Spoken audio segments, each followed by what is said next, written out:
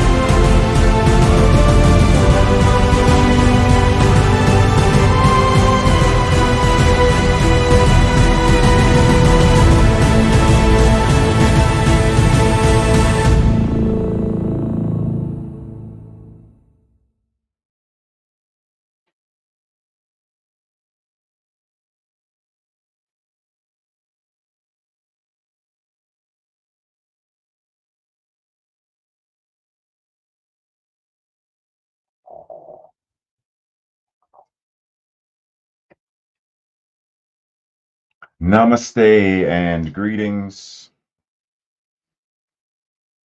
Are you ready to raise your voice?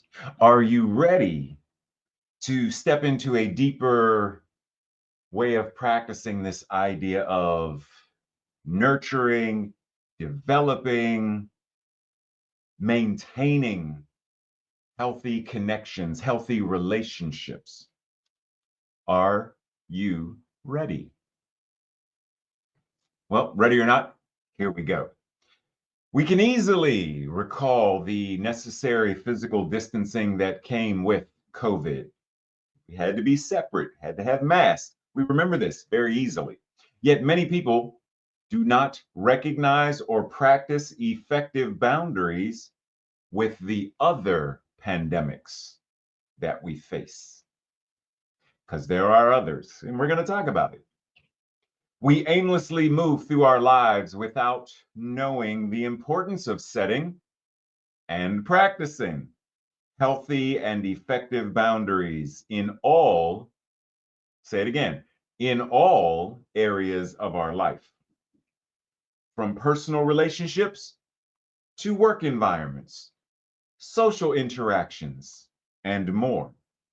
We must explore various strategies. We are invited to excavate and dig deep, find and establish strategies and methods for effectively communicating and maintaining life-affirming boundaries, not just boundaries, but life-affirming boundaries to protect, to reinforce, to revitalize our well-being, and to cultivate healthy,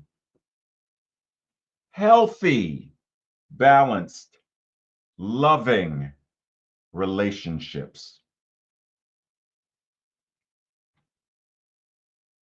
There are always boundaries, even in the wilderness.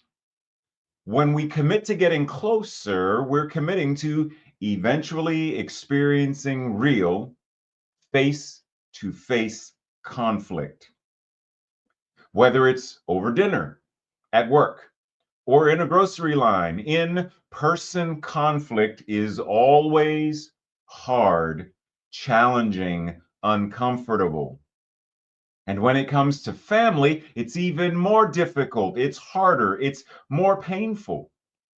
If your family is anything like mine, and we'll get to who's saying this, you've been required to summon love and decency in the face of emotions that range from minor frustration to sheer rage. Maintaining the courage to stand alone when necessary in the midst of family or community or angry strangers feels like an untamed wilderness. When I get to the point where I'm like, screw this, it's just too hard, I'm too lost, I hear the words of Maya Angelou, who said, the price is high, the reward is great. The price is high. I'm going to talk about what that means, but what is the price? Do you feel conflicts in your life? Or are you one of those people who is conflict averse? You avoid them at all costs. Brene Brown goes on to say, but here's a question that came up for me during my research, during this research. Where is the line? Is there a line in the wilderness between what behavior is tolerable and what behavior is not? The reward may be great, but do I have to put up with someone tearing me down or questioning my actual right to exist? Is there a line that shouldn't be crossed? The answer, without a doubt, is yes. Breathe. There is a line that we need not simply accept because that's what our principles are. Turn the other cheek. there is a line that says no. Participants who put true belonging into practice talked openly about their boundaries. In fact, this research confirmed what I found in my earlier work. The clearer and more respected the boundaries, the higher the level of empathy and compassion that we feel for others. Fewer clear boundaries, less openness. It's hard to stay kind-hearted when you feel people are taking advantage of you, mistreating you, abusing you, threatening you. It's hard to stay open-hearted. And this is why, is there a line that shouldn't be crossed? Without a doubt, yes. In the same way that, as I said, we remember when COVID happened and there was a line that we weren't supposed to cross. You're supposed to be 6 feet apart. Keep your distance to prevent the spread. We were very clear on that, and Tracy was triply clear. We understand that. Why do we not understand the exact same thing when it comes to being mistreated, when it comes to being talked down to or threatened? Now, as I mentioned earlier, COVID wasn't the only pandemic that we face or faced. First, what is a pandemic? A pandemic is defined as an epidemic occurring worldwide or over a very large, wide area, typically crossing international boundaries and usually affects a large number of people. Pandemic. Keep that in mind. All objective conditions and facts and experiences are in relationship to an invisible cause, which is creative mind. No condition, whether we think of it as positive, life-affirming, or negative, non-life-affirming, arises out of itself. It is always subject to its cause, consciousness. Evil has no power in itself. It is merely a negative, non-life-affirming way of using a life-affirming power.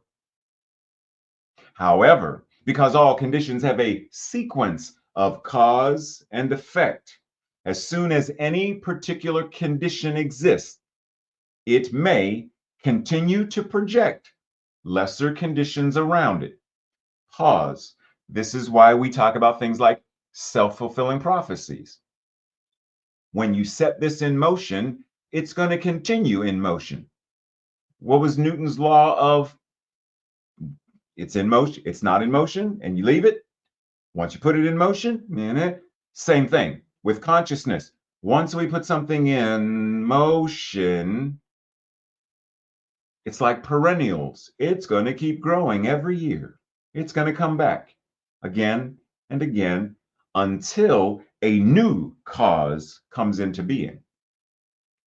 Dr. Holmes goes on to say, these secondary causes, however, are projections and never things in and of themselves. We become caught in a sequence of these non-life affirming conditions. We come to believe in them. We come to believe in them as life affirming within themselves or non-life affirming within themselves. And thus we are caught in a perpetual carousel trap. The way to escape from this trap, this dilemma, is to look through the condition to the primary or first cause where energy, intelligence, power exist without any limiting circumstances whatsoever. To do this would be to think in the absolute. If we want a condition to change it in consciousness. Whether that condition is experienced individually whether that condition is experienced within a family, within a community, within the collective consciousness of the planet. If you want the condition, the experience, racism to end, change, first cause, change that cause that creates it. Just like the pandemic. You want this virus, this thing, this whatever it is to be gone, you create a vaccine. You create the antidote. You create the thing that will cause this to be gone. And not just be gone, but to establish a boundary so that it is far less likely to impact or influence again. Are we doing that work? Are we examining consciousness to identify? Every time I try to go out on a date, I can't seem to, nobody wants to talk to me. That's the experience. There's a condition. There are symptoms that are being expressed. Am I willing to pause, go into consciousness, and say, what are my beliefs about? Oh, I have a belief that says I'm too old and no longer attractive. I have a belief that says I'm too fat and so no one likes me. I have a belief that says, oh, they don't like Black men. Whatever. Okay. Now that I can identify, oh, there's this. Oh, and that. Oh, wow, I got a triple hitter. And that. I've identified the cause that is showing up as and through my mental equivalence. Then I can now change this, which changes the mental equivalence, which changes the conditions and the experiences. So, as I said before, there are many pandemics that we tend to be unaware of. And in many ways, we personally may be unaffected by them, but there are others who are affected by them. What are these other pandemics, Reverend Ray? Well, let's talk about it if you are ready. What about the pandemic of all of it? Addiction, whatever the addiction is, it's a pandemic. I may not be affected by opioid addiction, but many are. They are affected by the pandemic of addiction, the pandemic of being unhoused, the pandemic of all of the varieties of hate crimes that occur, all of the ways that people, it's a whole list, experience any of these.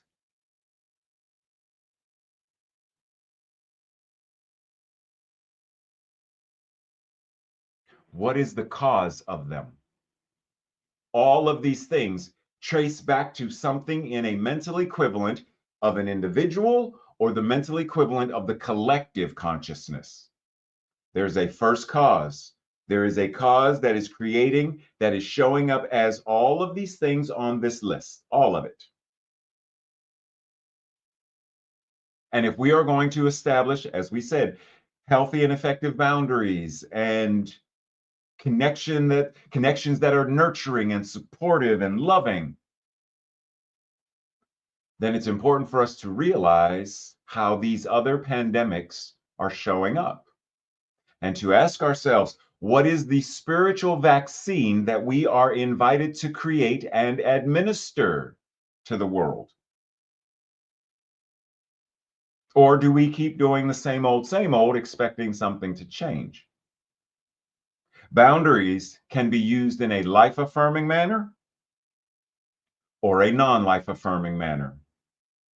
The question is, do we know which we are engaging in at any given moment? Have you ever heard someone refer to another person as being unfriendly, unwelcoming? Then it's because they have boundaries that are non-life affirming. They are shutting off themselves from the rest of the world for whatever reason, their cause, their consciousness, but it's showing up as,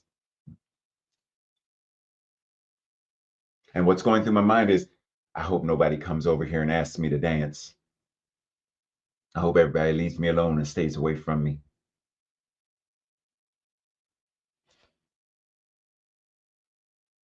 How well can you discern? Are you established? Are you using boundaries that are life affirming? Or are your boundaries non life affirming? Dr. Holmes says, we should love ourselves so much that we cannot cause ourselves or others hurt, nor grief, nor sorrow, nor sadness. Because all of these things are foreign to that which is God, that which is the universe, spirit, and they do not belong to the reality of our being. They are experiences, yes. And in and of themselves, they are not necessarily bad or non life affirming. But if they are chronic hurt, trauma, chronic grief and sadness, then it now has become non life affirming. And it is not what is true of who and what we are. So, in terms of boundaries, what do they mean to you? And in terms of boundaries and communicating and connecting, what do they mean to you? Deborah Day says, evaluating the benefits and drawbacks of any relationship is your responsibility. What's your responsibility?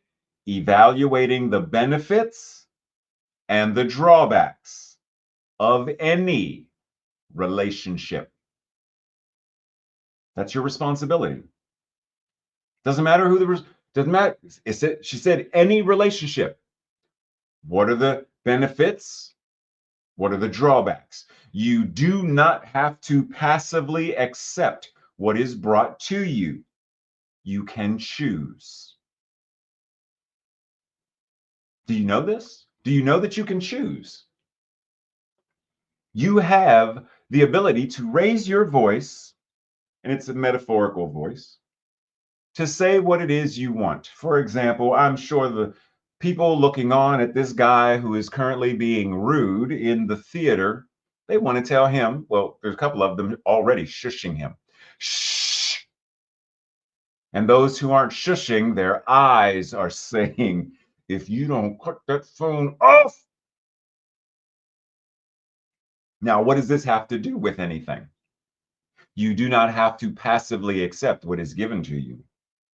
There are some who sit and they just sit and they stew and they stew and they're angry and you could say something. And if not something to him, you could get up and get an usher to have the usher come tell him, excuse me, sir, you either turn your phone off or you leave. You do not have to passively sit and accept what is given to you. You can choose. Beverly Engel says, note the guy in the previous slide. If someone is inconsiderate or rude to you, risk telling them how it made you feel or that you didn't appreciate being treated that way. Now, why is she saying risk? Because we never know how that person is going to respond to the feedback we are giving. And it's not about you made me mad because you were on the phone. I feel, this is what I feel, because they can't argue with the validity of what you feel or what you're thinking. You can't argue with what I'm feeling and thinking. I feel unheard and disrespected. I would appreciate if when we are in the theater, you would remain off of your phone so that we can have full attention to the show. Reverend Ray's in an opera this week. We paid good money to be on Broadway and see this show because you know he's singing something to the theme of the Brady Bunch, as usual. The risk of them getting angry, the risk of conflict. Are you willing to risk this? If you tend to talk to yourself, Try to talk yourself off the ledge, talk yourself down, talk yourself out of the anger by telling yourself that I don't want to make waves. I don't want to cause problems. I don't want to be seen as a troublemaker. So I'm going to pause, breathe. Try telling yourself instead that it is okay to make waves sometimes and to risk letting people know, to invest in your self care by letting people know how this, whatever it is, makes you feel. You do not have to passively accept what someone else brings to you. You can choose. You can raise your voice and speak up, make waves. As I always say, when you're putting your clothes in that thing, and even when it wasn't that thing and people use the washboard, it is the agitation that cleans the clothes. So making waves isn't necessarily a bad thing. Making waves is what gives the surfer the ability to ride the waves. Make some waves. So once again, boundaries. Are you someone who draws them in a way that you won't let anyone cross? How do you steward your power? How do you advocate for yourself before it's too late? So rather than cutting everyone off, self-protection, do you monitor and discern when and how some boundaries are flexible? A front door to your house. Not everybody can just walk in and walk out however they want to. They have to walk up to the door, ring the bell, or knock, and then you choose to open it or not to open it. That is your right. That is a boundary that is flexible, though. It can be opened for them to come in. Windows can be opened. But some boundaries, they're firm. I can't just get up and walk through this wall. I mean, I guess I could, but some boundaries cannot be crossed and aren't supposed to be crossed. Can you determine and discern, steward, which boundaries of yours are flexible? You can choose when and how and who to let in, and when and how to escort someone out. And some boundaries are firm. This house, by Tracy's choosing and mine, is a smoke-free, dry house. There is no smoking in this house. The only smoke you'll see is from incense. And dry, you will not find alcohol in this house. And that is a boundary that is set and unmovable, period. And we know this.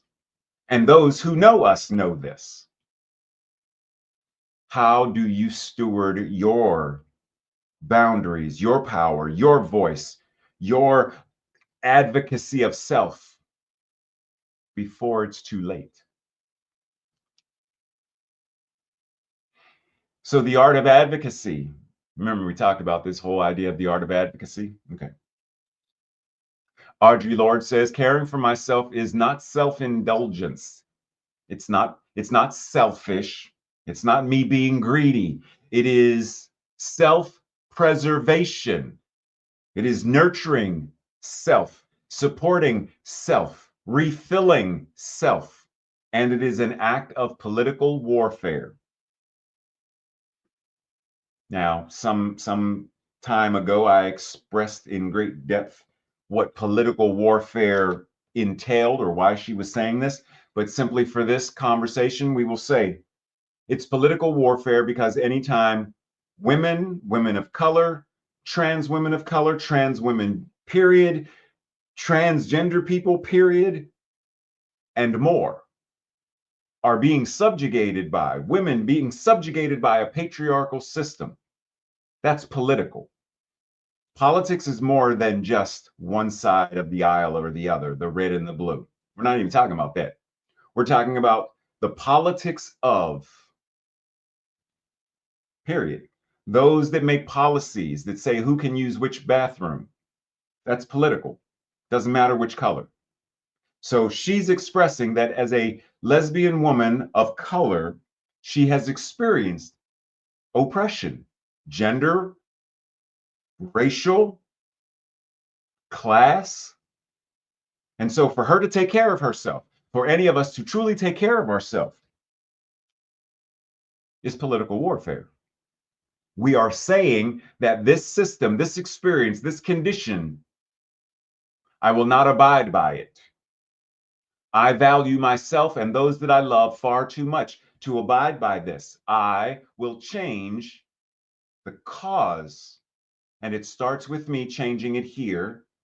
So I will care for myself. I will ensure that I am preserved. I am nurtured. I am refilled and revitalized and renewed. Because then I can do whatever the work is in the world. Lauren Martin offers us, setting a boundary means protecting your joy. Pause. Protecting your joy. Woo. I put the slides together, and this is just woo, protecting your joy. Because I remember a time where I let people rob me of my joy. No more. Okay, Lauren, setting a boundary means protecting your joy and well-being by telling someone to stop whatever the harmful behavior is.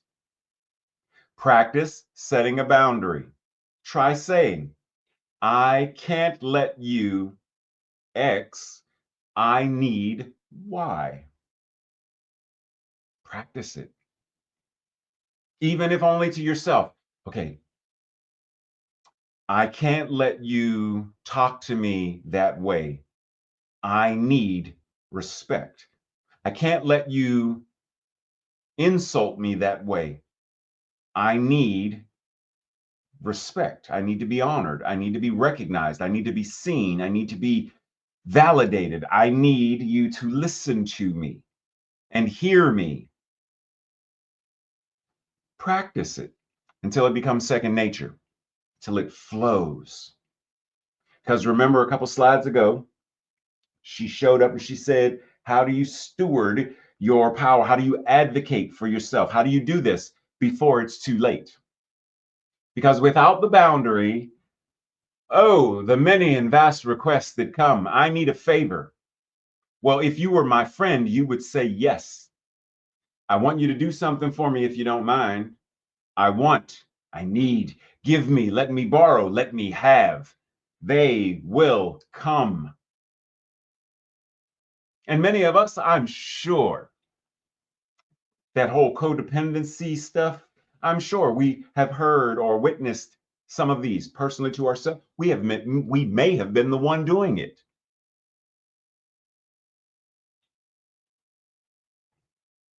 But how do you change this? You practice speaking up. No is a complete sentence. No. And being a complete sentence means you need not justify your no. Can you do me a favor? No. Versus, no, I'm busy that Saturday and I would love to, but no, no, no, no, no, no, no, no, no, no, no, no, no. No is a complete sentence. Can you do me a favor? No. What do you mean, no? No, I can't do you a favor. Why are you being so mean? How is that me being mean? Because I need you to do me a favor. I understand that. But you said no. Correct.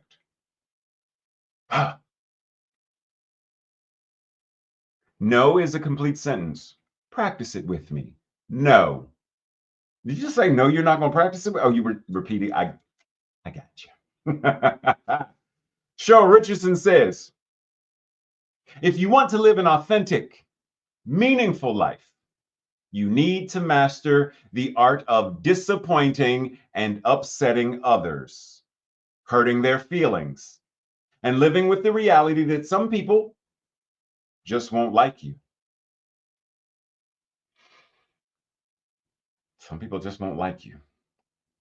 It may not be easy, but it's essential if you want your life to reflect your deepest desires, values, and needs. Are you willing to disappoint? No is a complete sentence, Reverend Ray said. I'm disappointed. I know. And I am willing to accept that you are upset that I will not lend you money, that you are upset that I will not watch the kids, that you are upset that I will not let you take my car, I understand. But in order for me to live an authentic and meaningful life, I cannot please everyone. It may not be easy, but it's essential if you want your life to reflect your deepest desires, your values, and your needs. So when all of the complaints and all of the insults and all of the things, the slings and arrows are coming your way, say no. You have the ability to stop them in their track. They do not have the ability to go beyond the boundary that you have set once it is set. Remember, some boundaries are flexible, others are not. You get to choose. Paulo Coelho says, if it costs you your peace, it's too expensive. Remember a while back, Brene Brown said of Maya Angelou about the price being high, but the reward being, right, it's worth it. It's balancing the cost of your peace of mind. What is in play, right? If you want your peace, allowing them to do any old thing, the cost is too high. Them disrespect, the cost is too high. Pleasing them just to get along, the cost is too high.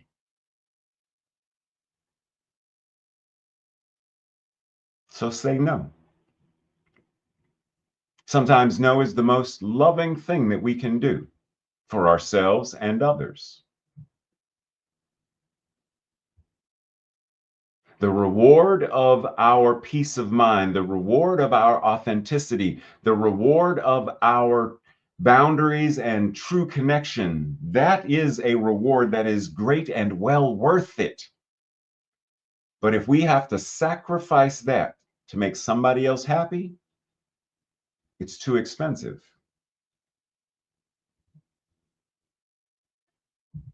That may be hard to hear, but it's rooted in spiritual principle. You should not have to become less of for them to feel better. You should not have to subjugate yourself for them to feel better.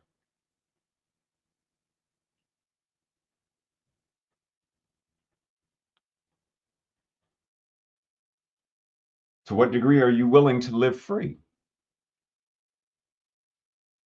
Authentically free, empowered, and free.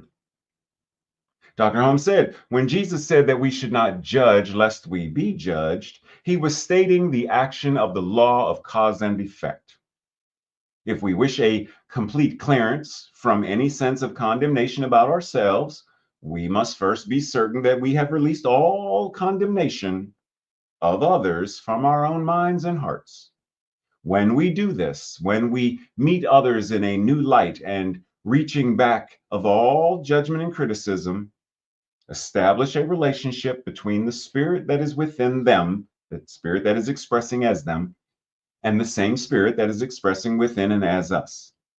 For God is one in, through, and as all people. Boundaries. Come to that space where you understand what it is that you desire to experience in your life, live by it, and meet other people based on that. So if you want your boundaries respected, respect others. And even if they aren't sure what their boundaries are, that does not give us free rein to say, well, the front door was open, so I'm going to go right on in. No, no. They left the car door open, so I'm going to go climb it. No, not everyone knows to close the door and lock it. Some people, their boundaries are so ethereal that it's like, where does the property line actually begin or end?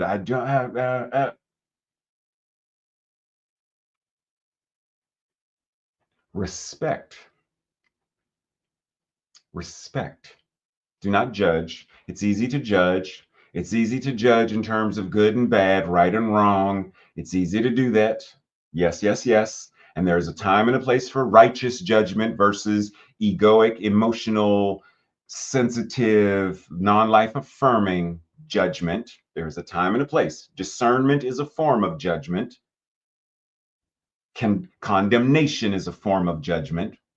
So it's about understanding that dress is ugly.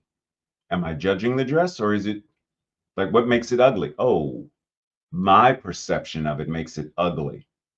Then that is a judgment. I don't like the dress, but that doesn't mean it's, huh. So what is my invitation? She asked me, do I like the dress? I can simply say, it's not my style. I don't like it. But if you like it, you should get it. Just pause and think about the ways and the times that we judge. There are a lot of ways that we don't even know what we're looking for. Think of it like the image you see. The agents at the airport, do they know what they're looking for? Because as they're scanning and they're looking at x-rays and they're, patting people, do you know what you're looking for? Because you can't remove it or you can't create a boundary of it or for it if you don't know what you're looking for. What are we looking for? And even when it comes to, are we looking for greater peace? Are we looking for more love, self-nurturing, self-worth? Are we looking for God? What are we looking for as we go through our lives? Do we even know what we're looking for? Because it's easy to say, I want a world that works for all. Cool. Are you already looking for it? I don't know what it looks like. Then you can't effectively look for it. That's like telling someone to go Easter egg, on one of them Easter egg hunts, but I've never seen an Easter egg. I don't even know what an egg is. And you want me to go find it. So then I go and I grab, I don't know what an Easter egg is. So I grab rocks and they're like, why are you bringing me rocks? Well, I don't know what an Easter egg is. See that pink thing right there with the little squiggly? Yeah, that's an Easter egg. I mean, you tell me that in the first place. I didn't know what I was looking for. Do you know what you are looking for? As Bruce Lee demonstrated so masterfully in one of his films, he's instructing the young man, and the young man is looking at his finger. And Bruce Lee said, look at the moon. And the young man staring at his finger, to which Bruce Lee was like, sapop, popped him on top of his head and said, no, no, no, no, no, no, no. It's like a finger pointing away to the moon. Do not concentrate on the finger, or you will miss all of that heavenly glory. You have to know what you're looking for in order to find it. Boundaries, what are you looking for? Self-appreciation, what are you looking for? Peace of mind, peace of heart, serenity, what are you looking for? What are the qualities that will tell you you're on the right track? Lorraine Nillan says, the more you value yourself, the healthier your boundaries are. The more you value yourself, the healthier your boundaries are. How much do you value yourself?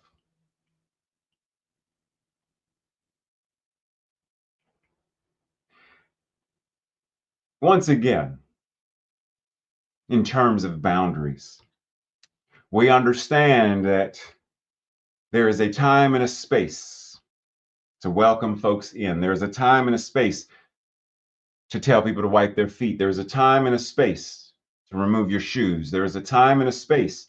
But in the general scope of things, are we crafting and creating ourselves as safe space?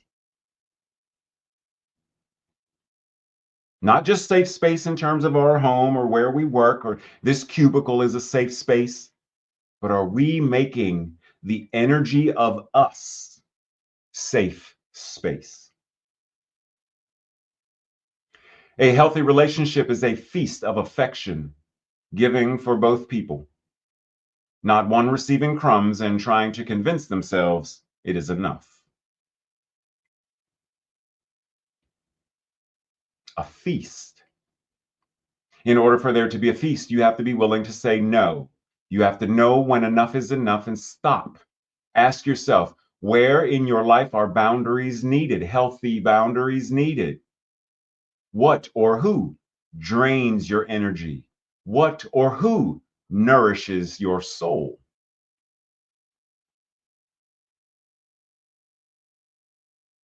When we fail to set boundaries and hold people accountable, we feel used and mistreated.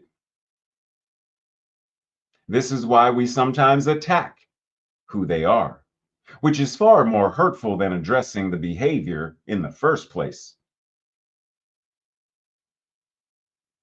When we set healthy boundaries and hold people accountable, we will not feel used and mistreated because we are addressing the behavior up front versus letting it go and then getting to some space of resentment for how they are behaving. Healthy boundaries starts with what? How you take care of you, how you love and appreciate you. The Science of Mind and Spirit 4.0 offers us an expanded way of embodying the following statement. We believe the ultimate goal of life to be a complete freedom, emancipation from all discord of every nature, and that this goal is sure to be attained by all. This points us to the discord that we experience via unhealthy, non-life affirming boundaries or the absence thereof. We reorient ourselves, embody and practice the love that Dr. Holmes mentions here when he says we should love ourselves so much that we cannot cause hurt, nor grief, nor sorrow or sadness, because all of these things are foreign to the spirit and they do not belong to the reality of our being. We love ourselves so much that we are a catalyst for healing the planet. Breathe. This week's declaration, our affirmation, I will say it first, and if it resonates with you, I invite you to say it with me the second time.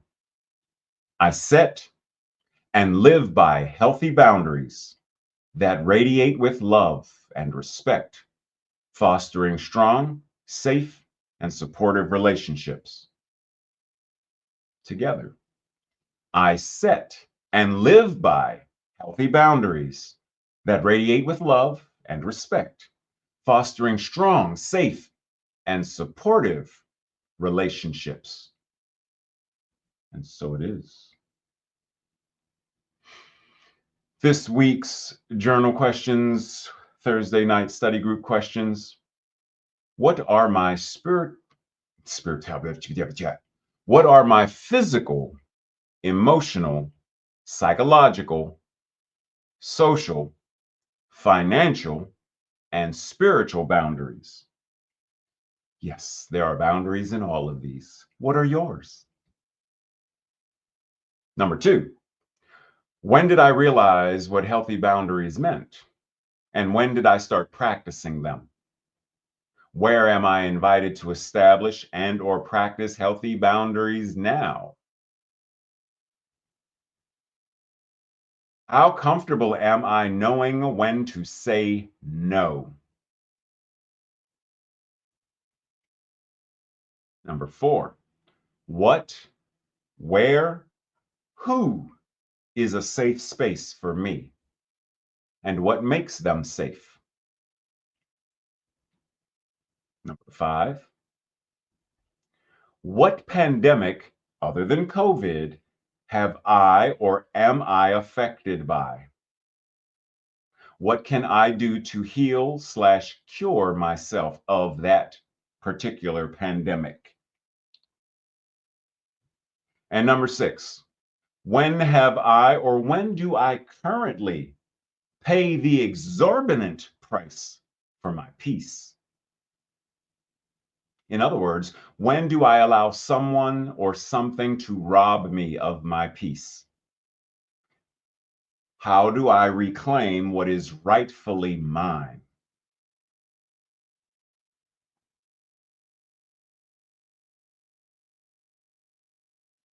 Let us simply pray, knowing the truth of our being.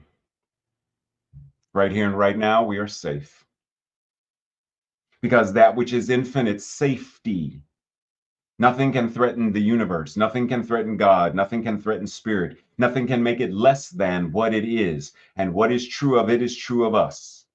The truth of our being cannot be diminished or lessened. And even when we say, unless we give our permission,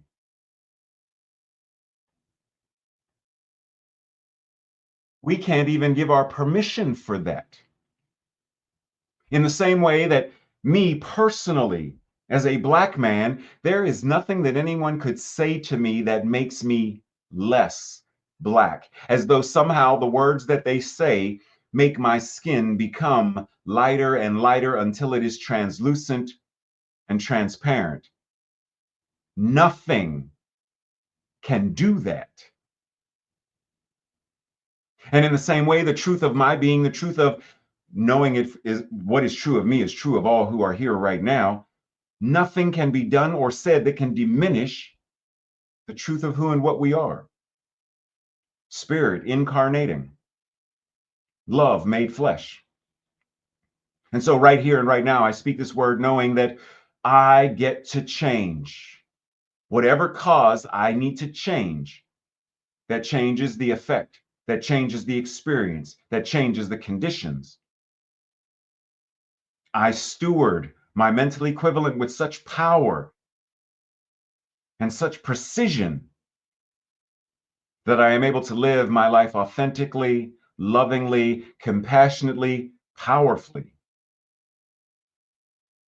My relationships, all of them, even my relationships with people I don't even know, exude love and compassion, care and concern, so that I am able to stand as an advocate for people that I don't even know and say, this place needs to be wheelchair accessible. This place should have Braille as a menu option. I may not even know someone who needs this service, but because of how I steward my relationships, my boundaries, my truth, I am able to stand with and as a living embodiment of that truth. So I breathe with gratitude, knowing